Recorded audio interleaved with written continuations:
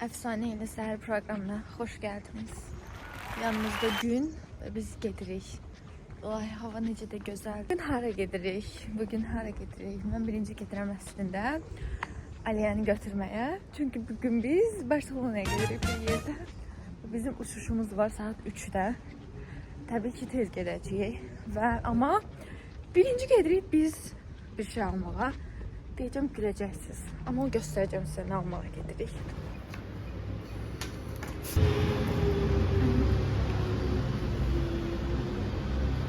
Okay. Dostlar, ben size demiştim ki biz bir şey almalı. Telefon tutacağı almalıyız. Çünkü İspanya'da ve Fransa'da çok önemlidir. Mesela telefonu bile tutursunuz, gelip elimizden aparırlar da yani. Buradaki biz indi hemen böyle de asabilirim. Böyle de asabilirim ya da ki elime de ya da dolayabilirsin. En rahatı mənim üçün. Çünkü hem de videoları çekeceğim. Koluma bağlayacağım böyle. Böyle videoları çekeceğim. İspanya'ya gedirik.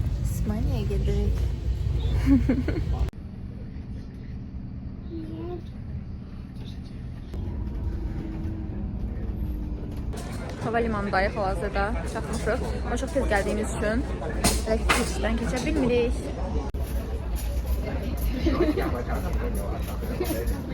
Az qalsın online Dolandırılırdı. Scam.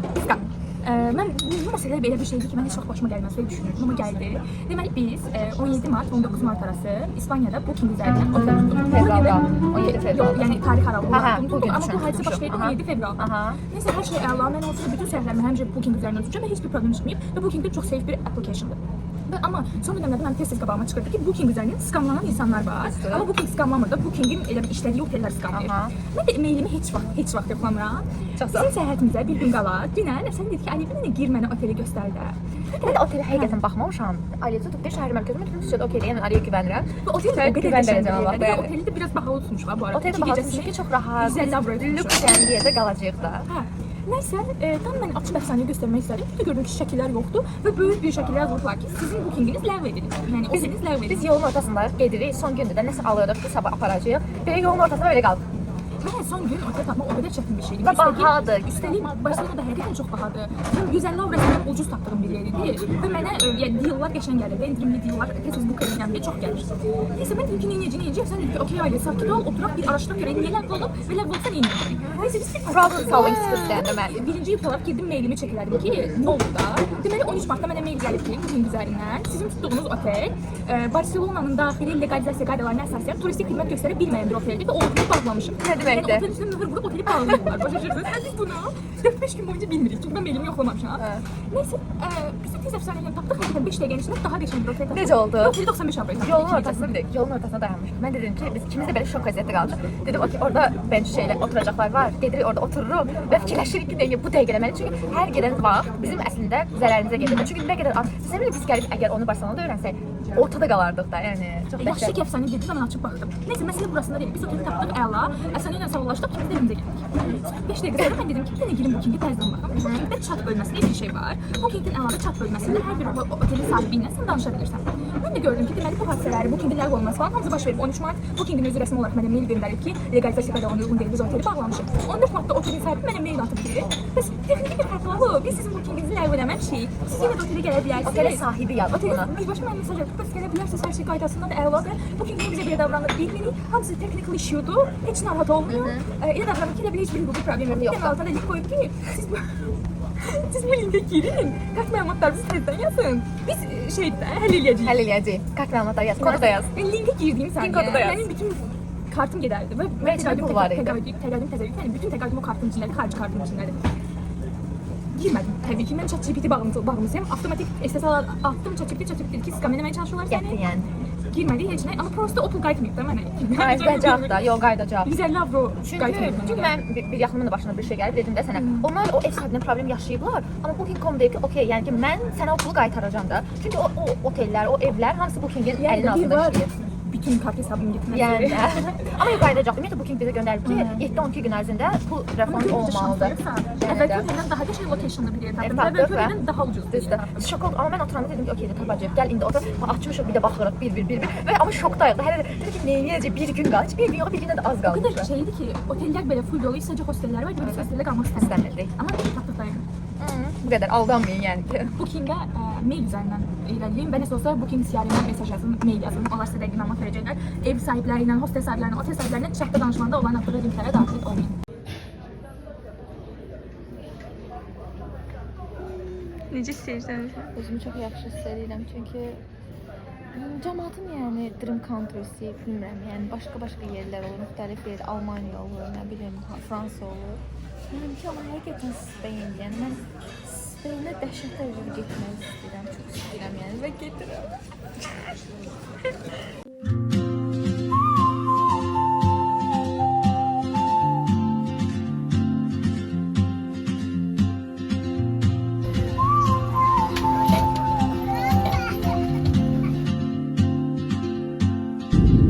She moves like a map with no borders, a whisper caught in the wind. I see her boots at the corner cafe with a notebook and Sabun ardından Aziru.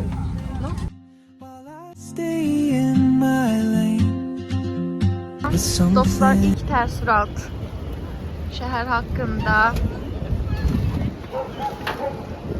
çox qarışıqdır. İlk gələndə dedik, oh my god, what is it? Amma indi daha yaxşıdır məncə hər şey. İndi belə bir yerdəyik. Aliyə dəqiqləşdirməyə çalışır ki, ev sahibi ilə. Amma çox gözəl bir yerdə deyil kimi yəni. Tam mərkəzin qarşısındayıq. Biz artıq evdəyik və mən sizə bütün ev turu eləyəcəm. Gəlib çatmışıq çünki getdik. Bu bizim otaqdır. Burada qalacağıq. Çox şirindir. Hey. Bathroom. Charger'ı bura koymuş. Rock your body. Come on, rock your body. Burada Barcelona map'i koyublar.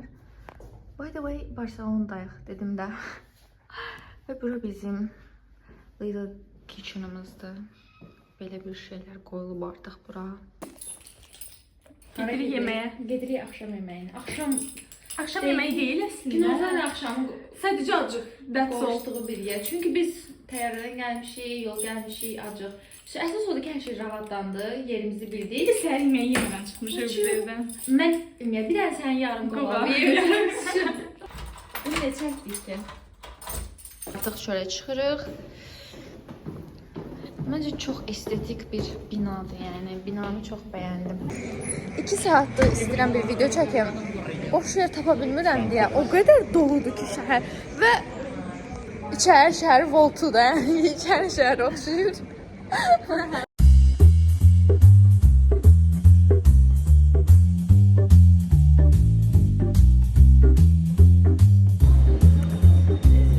Bir avroya biz cheesecake tapmışıq.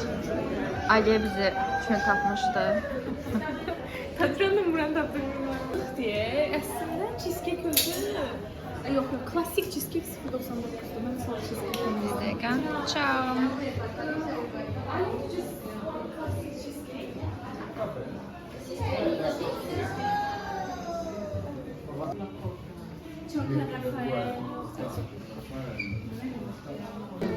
Mən amma simple classical istədim, amma mənimki olacaq.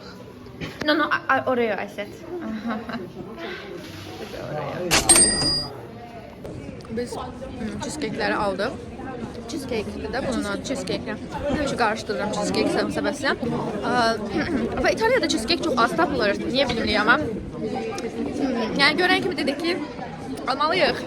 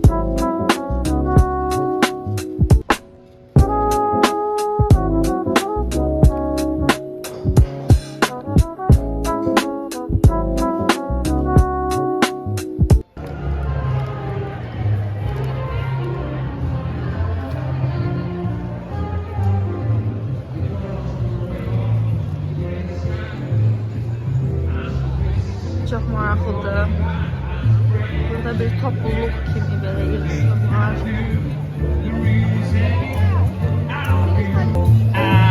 No one sings you myself. You want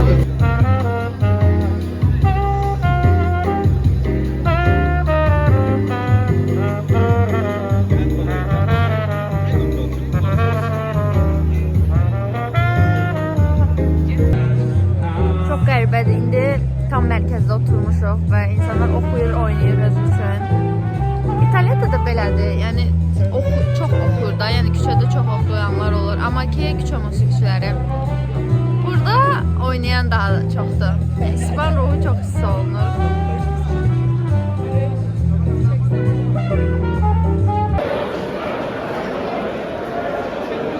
Oh my god. Burada futbolçular oturup futbola baxırlar. Sən neyinirlər tam olaraq bilmirəm, amma bəziləri futbol oynayır, bəziləri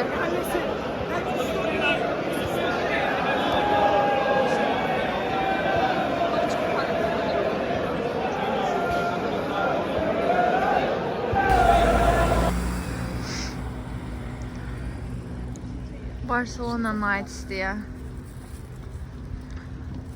Biz indi gedirik dəniz qırağına. Əslində hava artıq həqiqətən soyuyur. Hava necə olduğunu bura qoyacağam yəqin ki. Dəniz qırağına, çünki ayaqla ora yaxınıq. Ağac girir. Nəysə, amma hava həqiqətən soyuduğunu hiss edirik. Just one more tear to cry, one teardrop from my eye. You better save it for the middle of the night when things are black and white. Enter through the door. Remember 24.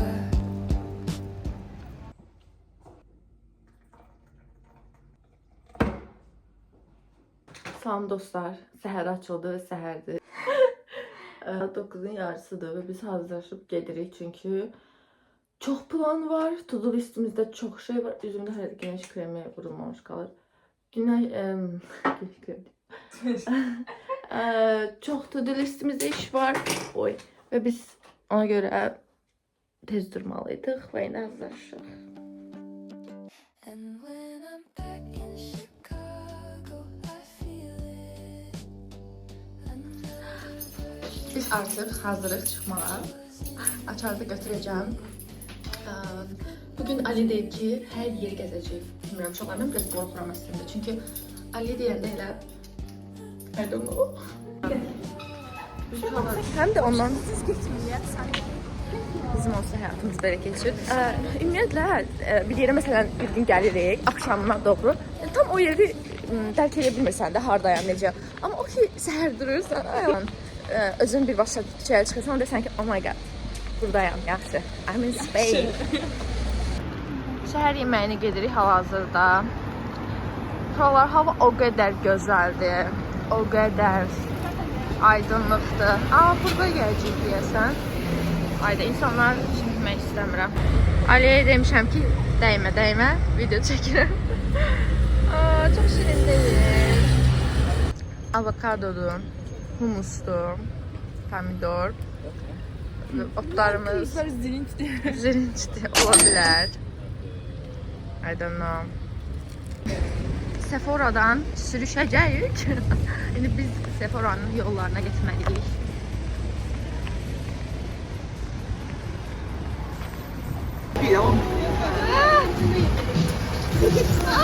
Kalacağım.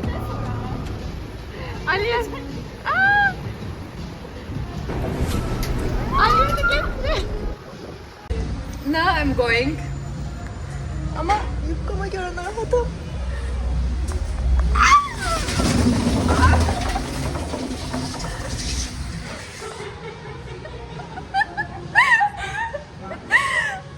I'm alive. Gel arkadan kimse geldi.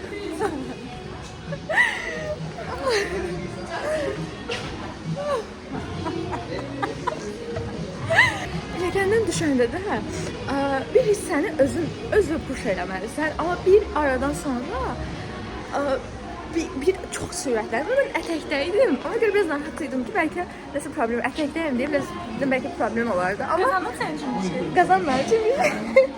Amma birinci özüm üçün qazansın da mənim üçün.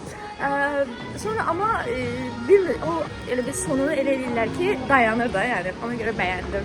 Yəni istər-istəməz sürtünmə qüvvəsi məncə azalır, ona görə dayanırsan. Aliyə indi oyun oynayır.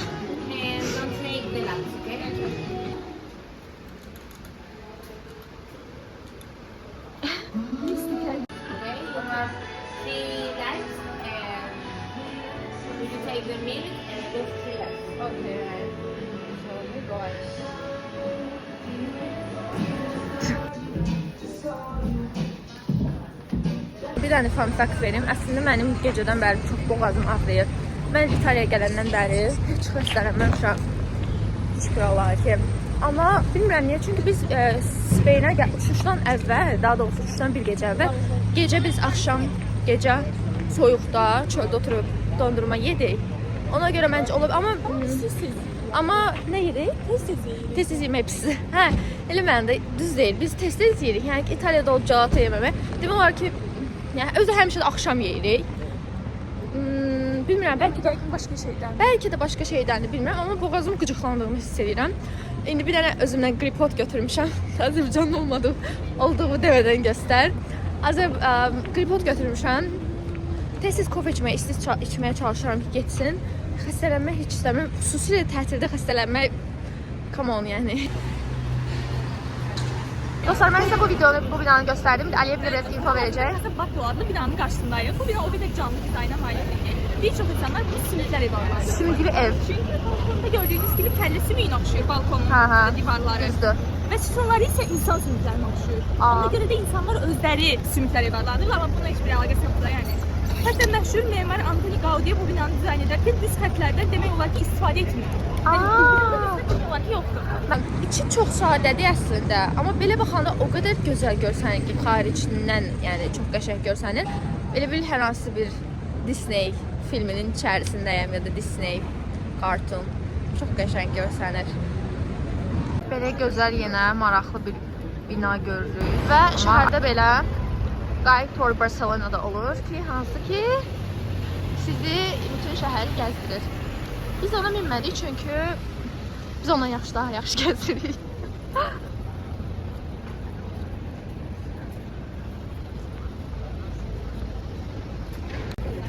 Hal-hazırda buradayıq. O qədər adam var ki, sıra var. Biz ama öncədən bilet almışıq. 26 euroya tələbə bilet. Biz əslində daha tez girmək istəyirdik ki, çünki sıra falan çoxdur. Amma bizim tiketimiz var artıq. Sadəcə dedilər ki, indi çox tezdir, 1 saat hələ var.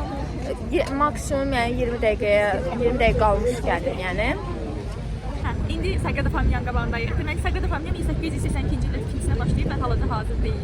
Ehtimal edilir ki, 2026-2030-cu illərdə hazırlığı tamamlanacaq və bu yenə də Antoni Gaudi'nin əsəridir. Yəni buradakı bütün genel olan memarlıq abidələri Gaudi tərəfindən hazırlanır və bu memarlıq abidəsi əslində fərqliliyi ondan ibarətdir ki, tamamlananda 18 qüllə alınmalıdır. 12'si həvarilər üçündür, 4'ü İncil müəllifləri üçündür, biri Məryəm üçündür. Ən hündürü isə İsa Məsih üçün olmağı planlaşdırılıb. Halbuki hələ ki ən hündürü tamamlanmayıb və bu da UNESCO Dünya İrsi siyahısına daxil edilir.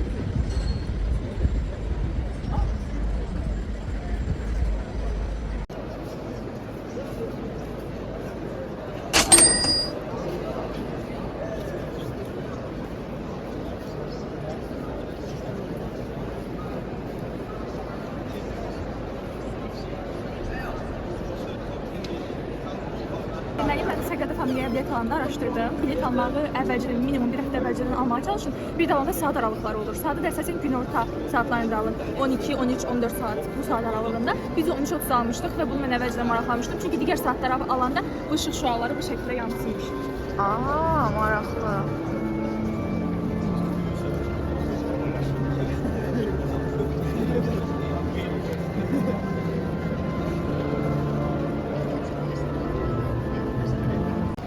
Sagrada camiə əslində kilsə məqsədi ilə tikilir və burada insanlar dua eləyəndə özlərini Allaha daha yaxın hiss etdikləri yerdə təbiətin içində olsunlar məqsədi ilə tikilməyə başlanır. Burada gördüyünüz bu sütunlar daha yuxarı qalxdıqca ağac budaqları kimi ayrılır. Sütunlar ağacı ifadə edir. Heç bir sütun eyni ölçüdə deyil. Sütunların tavanı, yəni tavan hissəsi meşəni ifadə edir. Burada rənglər var. Deməli bu tərəf şəhərə baxan tərəfdir. Mavi və yaşıl tərəflər. Sol tərəfimiz isə daha çox qırmızı, narıncı və sarı rənglərdən ibarətdir. Çünki bura günəş düşür. Və bu tərəfdə günəşi ifadə edir. Mavi tərəf sakitlik, dua və sükunətdir. Həm də o tərəfdə görsəz bir sükunət hissəsi var. Orada danışmaq qadağandır. Mən gördüm yanından keçəndə. Bu tərəf qırmızı tərəf isə enerji, həyat və gücü ifadə edir. Bir tərəfdə sərin hiss edirsən, bu tərəfdə isti və parlaq hiss edirsən. Otağın temperaturunun dərəcəsi belə sol və sağ tərəflərə həssas dəyişir. İçəridə gizli mənalar da var. Sütunların hamısı əyri budaqlardır, həyatın canlı olması deməkdir. Bütün sütunlar məna ifadə edir. Hündürlükləri çox yüksəkdir. Bunun üçün insan özünü çox kiçik hiss edir və işığın vurma dərəcəsi gün içində dəyişir. Yəni saat içində işıq tamam başqa bir yerlərdən vura bilər.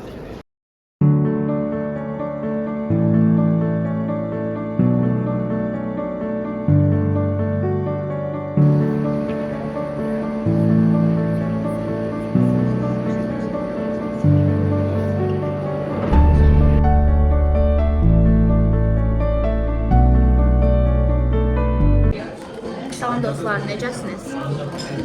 Biz gün orta gəldik Aliyə ilə evə. Çox az video çəkə bildim çünki o qədər yorğun idik. Evə gəldik, 9 saat gəzmişik və evə gəldik, çox yorğun idim. Ona görə də sadəcə biraz uzandıq. İndi axşam yeməyi yeyəcəyik. Axşam yeməyi yeyəcəyik bir yerdə. Aliyə ilə bir yerdə. Aliyə də buradadır, yanındadır. Dostlar, belə. Maraqlı bir yerə gəlmişik. Tapas yeyəcəyik. Tapas yeyəcəyik və sonra tacos yeyəcəyik və sonra tiramisu yeyəcəyik. Ali deyir ki, 3 dənə teh yanında saxlamayıb, 3 dənə teh. Hamısı 1 avrodur. Hamısı 1 avrodur. Mən azda 3 dənə şey almışam və 3 euro ödəmişəm. Çox maraqlı toplam həqiqətən. Görün nələr yeyəcək, özümə belə maraqlıdır. Hindistan sokak lezzetləri kimi oldu biraz, amma yaxşıdır yəni. Məncə niyə ucuzdur? Çünki tərkibində çox az qoyublar hər şeyi. Yəni əsas çörəkdir də və hər şey çiğdir ona görə. İçində pişmiş heç şey yoxdur. Məsələn, bunun içində pişmiş heç şey yoxdur. O mənə Boş mu? o mənə Zəhmət edirsən. zərbəsindən pişməyib. Bişir. Dostlar, o 3 euro verdiyim yeməyi yedim. Əslində bəzi hissəsi qaldı. Çünki bilmirəm. Bəlkə də yeyə bilərdim, amma yemədim. Yəni istəmədim. Dostlar, gəlmişik tacos yeməyə və bu bir sıradır hamısı. Dostlar, hal-hazırda hələ gözləyirik. 20 dəqiqə ola bilər, bəlkə də hələ gözləyirik. Hello. I want to sweet tacos. First pasta, you lady. Aliya. Belə tacoslar gəlir. Let's try. Bugün 3-cü gündür artıq biz Barcelona'da. 3-cü gündən salamlar dostlar. Saat 11'də check-out'umuzdur. Biz çıxmalıyıq 11-də. Amma çox acımışıq. Saat indi 9-dur. 10 işdir hətta. Orada mənə görürsünüz. Gedəcək indi bir dənə bakery, kofe, nəsə bir şey yeyək. Çünki saat 11-də qayıdıb və otaq yəni sadəcə belə göstərirəm. Başa düşün ki, nə demək istəyirəm. Çıxırıq indi buradan. Gedib aşağıda düşün, nəsə yeyək. Sonra we will come back. Ali mən çağırır. Var deyəsən bura giririk. Dünən axşam bəlkə. Dünən axşam əslində 11-12 falan məncə yatdıq. Çünki axşam tacos yeməkdən gəlmişdik. Çox sıra var idi dəhşət. Yəni dadlıydı, normal. Bilmirəm, yəni ki 10 üzərindən 6.5 verirəm. Yaxşı idi, istəyirdi. Səhər yeməyi bu dəfə daha sadəyik. Əfsanə bildiyin oyandı, pijamasının üstünə jaketi giyinib çıxdı da, yəni heç denəmədi əfsanə. Həyat mən bu qədər rahat bir insanım, yəni ki üzümü yudum sadəcə, dərs oldu. Çünki acdik. Və yeməyimizi yeyib otelə qayıdıb sonra check-out edib, ondan sonra təzədən gəzməyə başlayacağıq. Çünki hələ də mənim to-do listimdəki şeylər bitməyib. Və fərq elədim ki, to-do listimdəki 50% şey sadəcə yemək, restoran və yeni dadlarla bağlıdır. Hələ ki, düz gedirik. Amma bu mənim to-do listimdə yox idi, amma yenə də dadlıdır yəqin ki, hələ yeməmişəm. Necədir? To-do listində olmadı, yəni bu breakfast, yəni bu eləməli, bu have to-do. Dadı necədir? Gəldik, Əslində demişdik saat 10 tamama gələk, amma 10-a qalıb saat artıq. Biz otaqdayıq. Super. İndi dostlar, əgər sorsanız ki, nə edəcəyik?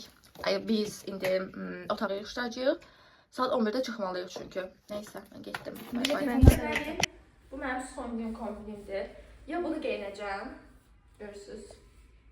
Ya da bunu geyinəcəm.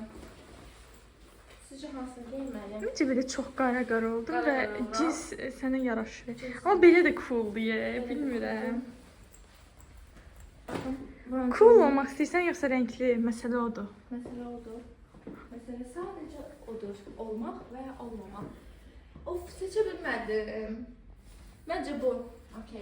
Problem bilirsiniz nədir? Mən boğazım ağrıyır və xəstələnmişəm. Bunu demişdim desəm.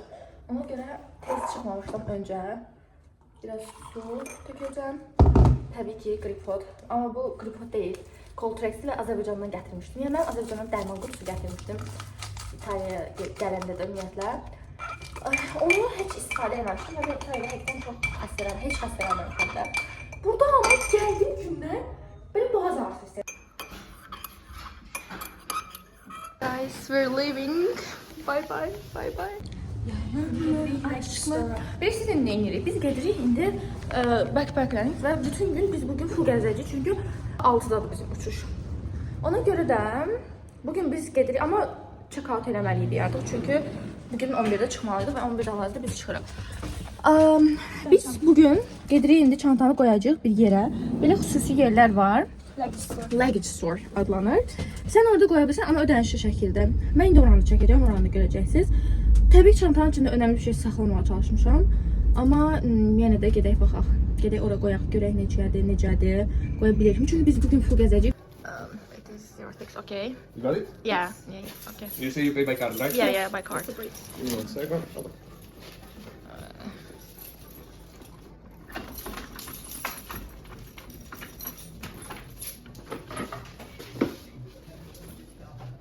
Belə şirincə bir yer idi. O sitenin içindəydi və biz qoyduq. Əslində məncə maraqlı bir şeydir. Biz günə 5 euro ödədik. Yəni ki, axşam, yəni gecə gəlib götürəcəyik və onun üçün 5 euro ödədik. Məncə yaxşıdır. Not bad. Dostlar, çox qəşəng bir şey eləyirik. Hal-hazırda belə bir burada çəkəcəm deyəcəm.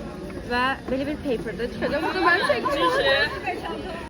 Və burada belə bir maraqlı fakt var ki, həmin şəkli çəkən xanımlar bunu başqa birinə köməkli olsun deyə, yəni donation üçün eləyirlər və sizə qiymət demirlər. Hər kəs öz istədiyi qiyməti deyir. Mən 5 euro verdim 2 şəkil üçün. Mən artıq çəkdirdim. Çox qəribə. Hal-hazırda biz Barselonanın bazarındayıq. Bu artıq yəni ki, İspaniyanın da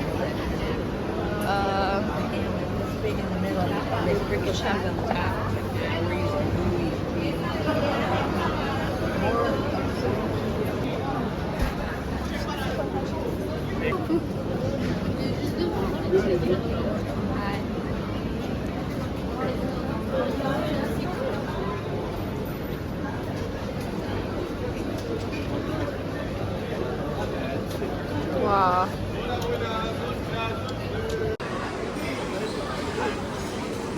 Okay, how can I eat? Hərəkət eləyirlər. Şunlar boyu. Anı. Ay gördüm. Baxın, gəlin buna yaxınlaşdır. Çıxartdı. Bir də gedib halı çəkə bilərəm. Birinci bunun içerisindən çıxartdım. Okay.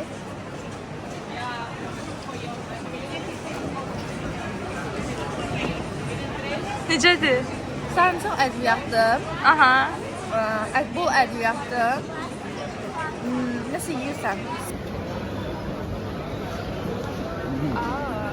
Burada balıq çeşidi yedim. By the way, yedim. Hələ də ürəyim bulanmır. Çox normaldır. Bilmirəm, yəni ki, sadəcə atışdırmalı ola bilər. Sən gedir yəni. Bir də belə bir şey var. Mən seafood çox sevirəm. Ona görə məşhur sosicudur. hə, bunu yeməliyik məncə. This is based on the Spanish, right? Yes. Okay. Burada da var. Fresh. Ay çok qəşəngdir bunlar. Okay. Yeah, fresh. Let me try. Okay, strawberry then. Əslində Aliyə görüb ki, TikTokda bu 1 euro. 1 euroymuş, hə. Bizim 6 euro edirdi. Bizdə 1 euro yoxdur burada. Bilmirəm, TikToka inanmayın. İnanmayın.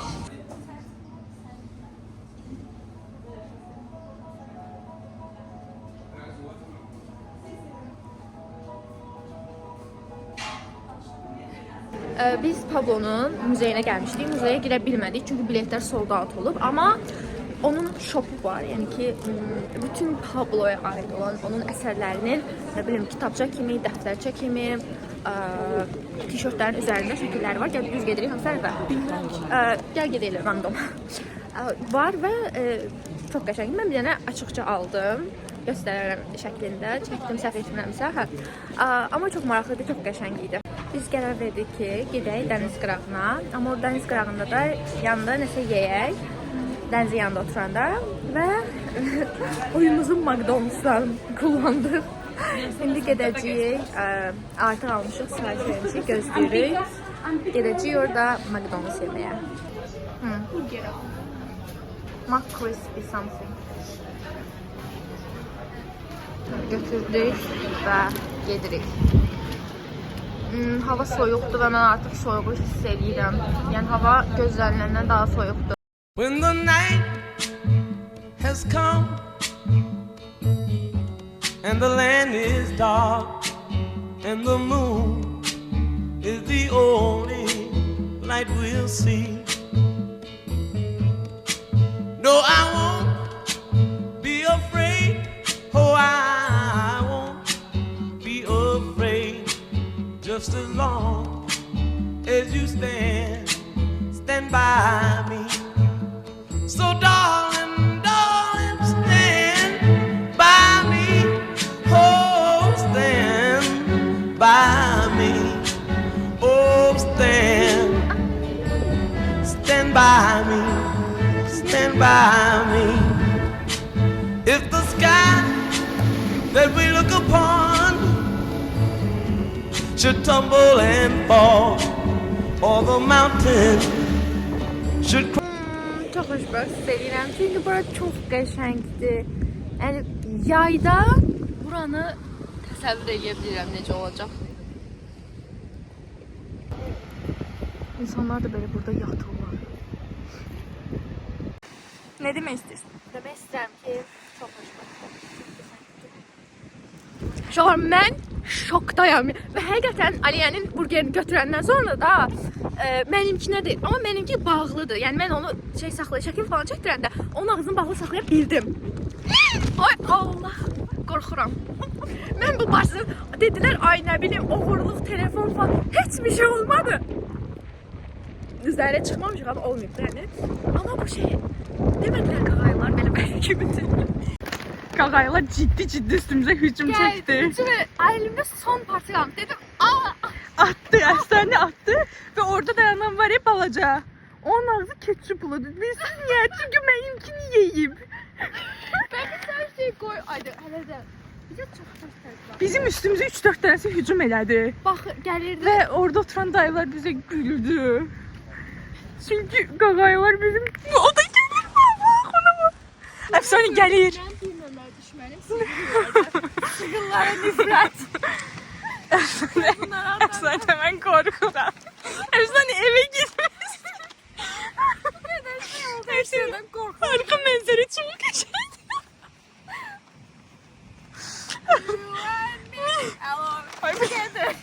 Yine sesleri gelir. Travma oldu. Travmaya gider. Və problem oldu ki, hər şey qoyub qaçırıb. Bir anda bir, Allah qaldı, altı vermiş onu. Dehşetti. Bu sığıl oxşamır. Bu da onlandı, bu da onlandı. Bize gelir. Biz deyəsən qoxuyuruq bu dəqiqə. Yemək qoxuyuruq. Ət qoxuyuruq. Çıx gedək.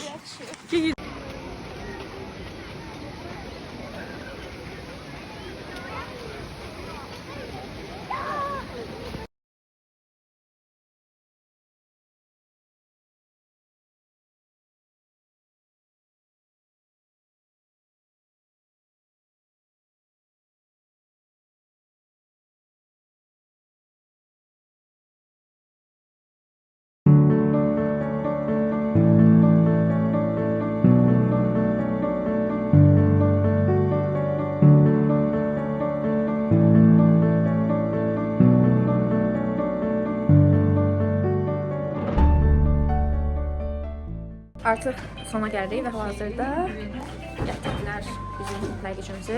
İndi götürürük və bəzi şeylər almışam. Snack və onun. Çünki indi aeroporta artıq gedirik yavaş-yavaş. İndi saat burada 7-dir və artıq biz gedirik. Çünki axırıncı aeroporta gedən avtobus saat 10-da gələcək. Bay bay İspanya. Səninlə sağollaşırıq. Artıq aeroporta gedirik.